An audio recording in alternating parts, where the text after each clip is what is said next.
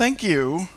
Can you hear us okay? I have a very loud voice, and I'm afraid I'm going to shout into the microphone. I apologize for that. Thank you for coming. You're all so excited to be here, and we are too. Yes. I've got all my questions on the phone, but I'm going to throw it aside now and not do any of that. A little bit about me. I'm an American. You can tell from my accent, but I've lived in London now for almost 20 years, having led the digital transformation at Burberry, which is what brought me to Europe. And lots to talk about in terms of technology and being positive about technology. And I actually come from design, but I'm now not just positive about technology, I'm evangelical about what technology can do for us. But it doesn't do anything without the people. And here we have one of the leaders in the industry. So Julia, tell us a little bit about yourself and why you are so passionate about this. We had a little prep before this, and you're in for a treat. Thank you. Thanks for that introduction. It's really great to be here today and to talk to you. That's fantastic. Thanks for that opportunity. I'm the Impact and Innovation Director at Armedangels. I've been with Armedangels for over 10 years now. I don't come from fashion, actually. I come from a very purpose-driven family, and I was born in Bangkok because my parents were doing developing aid at the time. And when it came to that point to decide what to study, I studied environmental resource management. And I actually went on, my first job was for the city of Cape Town, and at the time there was the COP17 in South Africa in Durban. COP30 is now coming up, right? So this is quite a while ago. And when I came back to Germany, I was doing climate change awareness campaigning at the time. And when I came back to Germany, I kind of stumbled into fashion and realized there's a lot to do in sustainability and fashion, and Yes. there has been a lot of work for the past 14 years, and there's going to be a lot of work still. Yes. So for the past 10 years, I've been doing this for Armedangels now, and that has been really exciting years, not just because the brand is great, and we've done super exciting projects with really dedicated, really great people, but also because I became a mom in those 10 years, so I've got two little daughters. And well, if I wasn't purpose-driven beforehand, this You are certainly now. sealed the deal Yeah. about my motivation drive behind it, right? So yeah, that's a little bit about myself. And it's a lot for everyone to absorb because you come from the greater perspective on all of this. So talk about what you actually do at Armedangels, because you said it's been a decade in, and I'm not sure how many of you know, but sustainability is part of the brand DNA, right? And this is really important. If you don't know what your brand's doing, if you don't know your brand DNA, you're not going to be able to do anything well. So takeaway number one, make sure you know your brand DNA. Yours is sustainability at the core. That's how we got founded. That's the DNA, basically, of Armedangels. But what you can't forget is that essentially Armedangels is a fashion brand. Right. It's not Yes. your average fashion brand per se. It's a fashion brand with But it can a be. very, very purpose-driven fashion brand. Yeah. But above all, we are a fashion brand, and we have to kind of abide by the same market rules. And we don't sell sustainability. Nobody wants to buy a jumper that is ugly and itchy and super sustainable. You don't want to buy that, right? So you want to buy a beautiful product. And so basically, it's about what the product looks like. Does it feel good? Do I feel good wearing that product? And is the price right? And then only comes sustainability into play. And that is the same for Armedangels as to every other brand. So having a beautiful product and making it easy to the customer to decide for a more sustainable product because it's equally beautiful and equally desirable, that's what Armedangels is making really easy to customers. And that's how we got, that was the mission right from when we got started in 2007. And we always said we're on a mission, right? We want to have beautiful products Yes. that are the least harmful to people and planet. And people always, that's something that I hear a lot is, it's not easier for you because you've started out this way. This has always been your brand DNA, so sustainability is much easier for you. And in many ways that is true, because we didn't have to turn the whole ship around, going from conventional cotton ways, it's easier. But then, obviously, we want to grow, and while we're saying we are prioritizing people and planet over profit, and that's a complex thing to do, and that takes a lot of commitment. Yeah. Um, But I want you to say that again, prioritizing people and planet over profit. That's a bold statement, and I would argue it's difficult for many of you to say that at work. Right? You're all nodding. Yes, yes, yes. It's terribly important. And to your point, you didn't have to transition, but when we talked about this before, you said you were doing a lot of a lot. How do you join all that up? How do you make a strategy? How do you create a roadmap? Can you share some of that vision with folks who can't say people and planet over profit at Yeah. work? Which is sad. You should be able to do it, and I encourage you all to go back and do that. that would Do be it. wonderful. You won't get fired. Go That back would and be do it. wonderful. You're here for a conversation. We're not here to lecture at you. We're here to talk about this as a group. Go ahead. Go ahead. Yeah, Your so strategy, maybe how to to make do that, yeah. a strategy, right? So we were founded 2007. So if you're really quick in math, that makes 18 years now. And my 18th birthday is quite a while ago, but I remember it was a big deal, and it's a big deal for Armedangels as well. Like being adult now, taking on more responsibility. And you were saying we were doing a lot, basically a lot about a lot, and that's what the last 18 years felt like. We were really purpose-driven. We really wanted to take better decisions in everything that we do, and we've always had this, sustainability guiding our decision making. But now last year we really sat down and said, okay, you probably all know this as well. Like you get lost in the diversity of topics of sustainability in fashion. Like it's huge. You've got topics, but at the same time, you can dive in super deep in every topic as well, right? Yeah. Yeah. So you can easily get lost in that.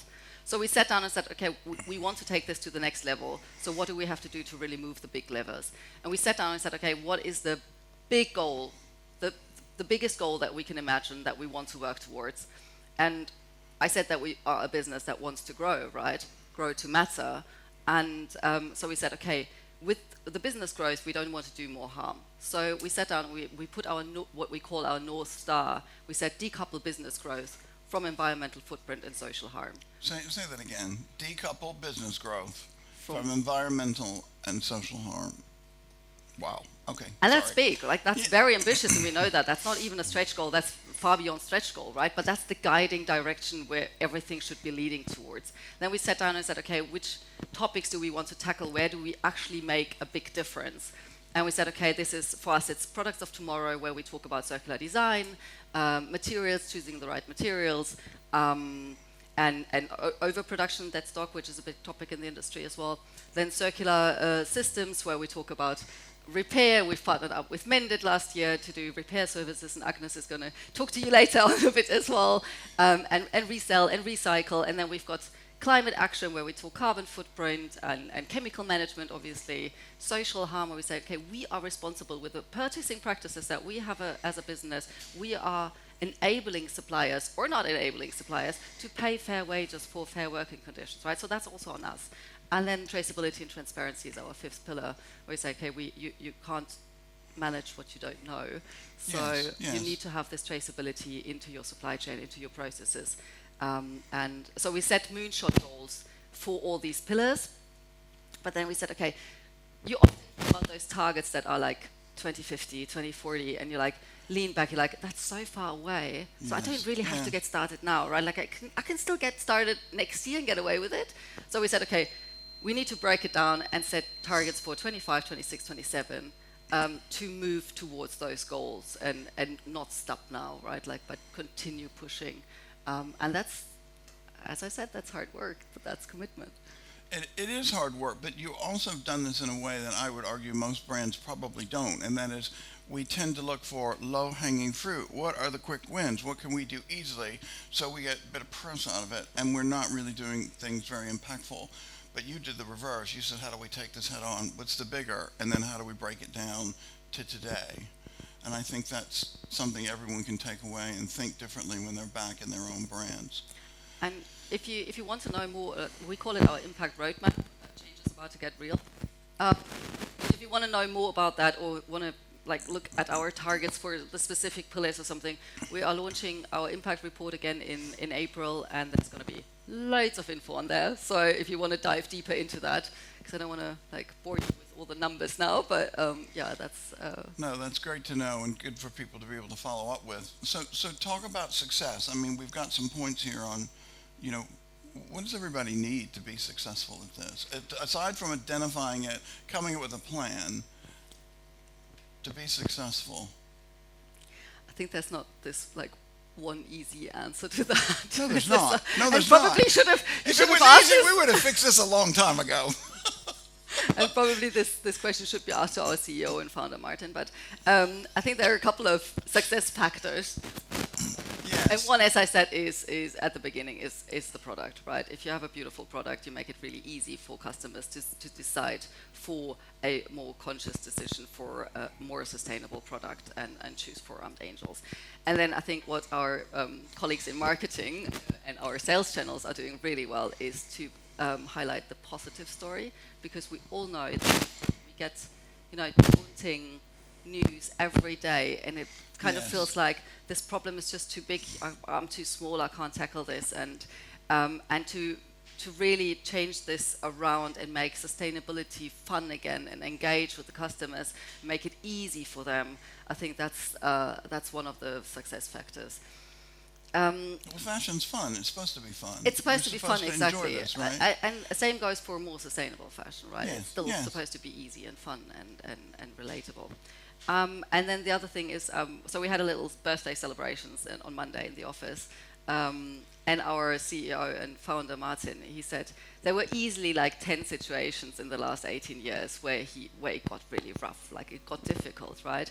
But we are so purpose-driven, we are so convinced that we are on the right mission, that we all stuck together and we keep working. We want this to work, and stuck through it and kept making these uncomfortable and brave decisions. And when it comes to sustainability, really, I think the biggest tip probably that I can give you, or that the thing that was most valuable to me, or that keeps on being valuable, is knowing your shit, basically. Knowing your supply chain, knowing your partners, knowing your processes, knowing everything there is to know, and connecting personally.